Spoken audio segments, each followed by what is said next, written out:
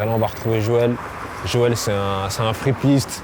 C'est un gars qui aime la vintage, c'est un gars qui aime la sable. Et l'idée, tu vois, c'est de combiner un peu nos deux passions pour faire quelque chose pour le clip. Et l'idée, c'est quoi aussi? C'est que Joël, c'est un gars que je connais depuis super longtemps. C'est la grande famille. Let's go. Je m'appelle Théosa, j'ai 18 ans. Je suis arrivé à Roubaix à l'âge de 3 ans. Je me suis lancé pour défi d'écrire un texte sur un sujet qui a beaucoup nourri mon écriture, mes racines africaines. Pour l'écrire, je vais partir à la rencontre de jeunes qui partagent ses origines, pour que la plupart ont grandi comme moi, à Roubaix. Si je me rappelle bien, là, il y a un freestyle qui est en train de se faire. Et je te cache pas, j'ai vraiment envie d'aller freestyler, d'aller voir un peu tout le monde, toute la famille. Donc c'est parti, hein.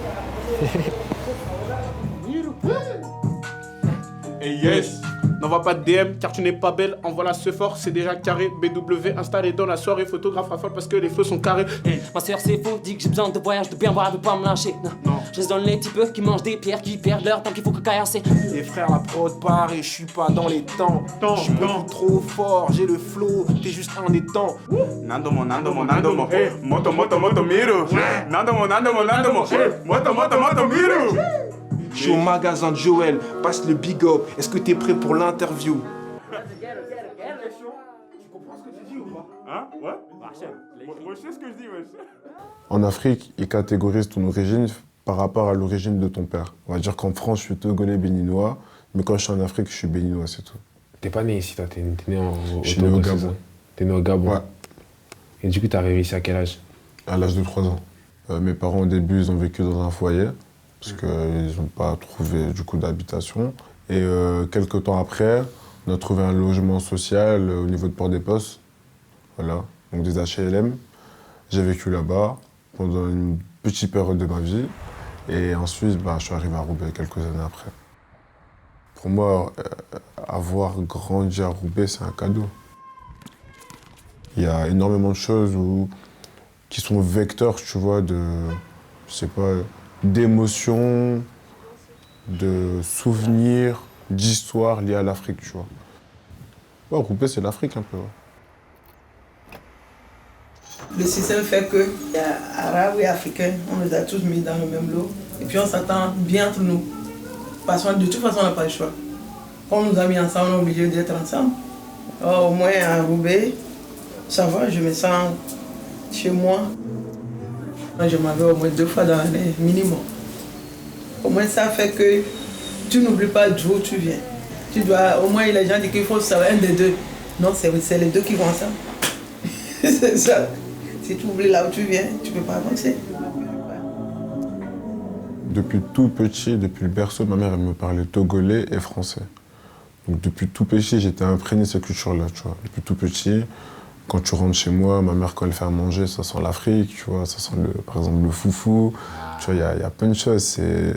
C'est plein de codes, tu vois, plein de codes qui viennent d'Afrique que ma mère, elle a réimpacté ici dans mon éducation, ici en France, tu vois. Mes parents se sont séparés quand j'étais très très jeune et ma mère, elle a pris... Je trouve que ma mère a pris le rôle du père quand même. C'est une source d'inspiration pour ma mère. Elle s'est battue pour ses enfants, elle les a élevés dignement, elle a fait tout ça presque tout seule, alors qu'elle a quitté l'Afrique. Elle n'a jamais eu de CDI. Mais Dieu merci, je me porte bien, tu vois. J'ai grandi dans cette culture-là et ça m'a apporté énormément de choses. Je pense que si je suis déterminé comme ça, c'est parce que je suis africain aussi, tu vois. C'est quelque chose qu'on m'a transmis aussi. Ça, c'est sûr même. Quand tu comprends que la vie, elle n'est pas facile, très rapidement, tu mets des actions en place, en fait, pour pas trop galérer plus tard. Moi, le fait d'avoir peu, ça m'a poussé loin dans la réflexion, dans la créativité, tu vois. Je pense que si j'ai ouvert la Casa, c'est grâce à ça aussi. Ma rencontre avec la fripe aussi, c'est grâce à ça. Parce que depuis tout petit, comme j'avais pas énormément de sous, parce que j'ai fait, la seule alternative que j'avais, c'était tout ce qui est friperie et ressourcerie, tu vois. On allait chiner un peu et tout ça. Puis après, j'ai développé une passion.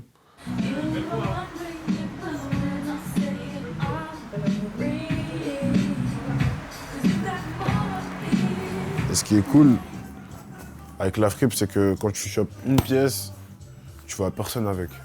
Ça, c'est ouf, tu vois. T'achètes, en fait, tu peux créer ton identité et montrer tes différences à travers la fripe, parce que c'est des pièces qui sont authentiques et uniques, tu vois. Pourquoi Roubaix? Parce que j'ai grandi ici.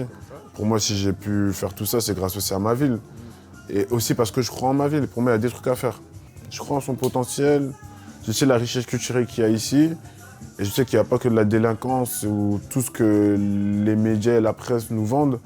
Bah, moi, je veux continuer, je veux persister, tu vois. Je me suis lancé dans ça très jeune, parce que j'ai 21 ans. Mais ça me fait pas peur. Tant que Dieu me donne la santé, le reste, c'est que du travail. C'est du travail. Et de la rigueur.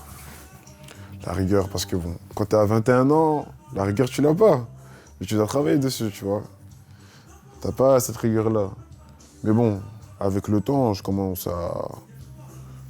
à prendre conscience de ça.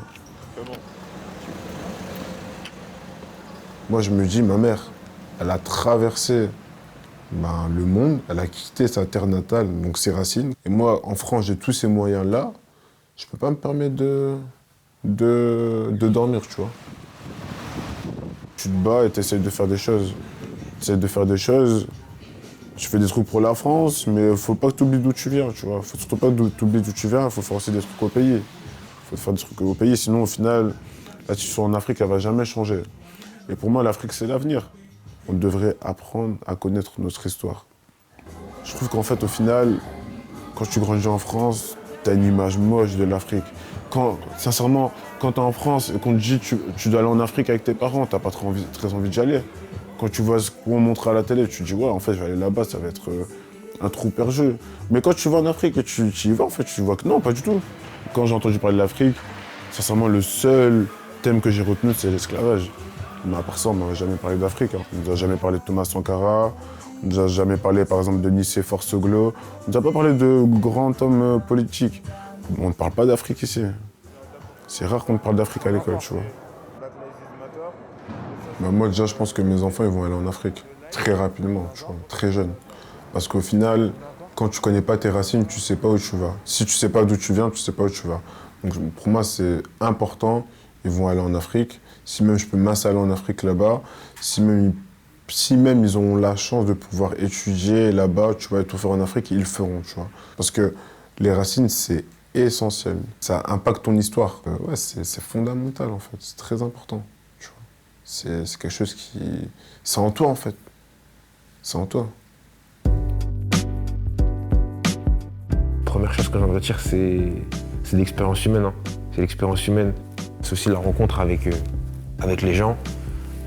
C'est sûr que la majorité, je les connais. Et discuter avec des points un peu plus sensibles, un peu plus personnels, ça m'a fait découvrir d'autres facettes.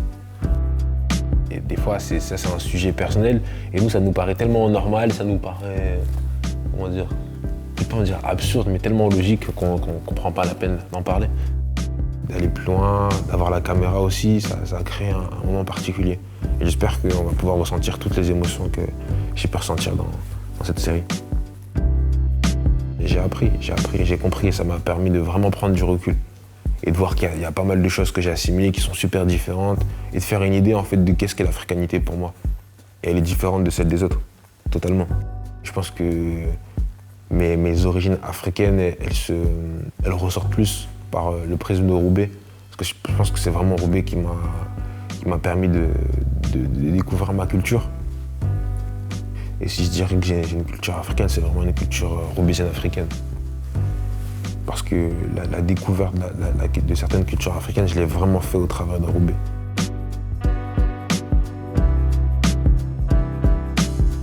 Yes, tirer un trait. Mais moi, je pense que c'est bon, je l'ai tiré le trait. Après, je dis ça, peut-être que ça change, mais je pense que j'ai tiré le trait. Le sentiment d'être protégé des remarques de cette époque, n'en tire aucun remords. Il m'a permis d'être qui je suis, de mener ma barque, un peu en retard, mais bien arrivé à bon port.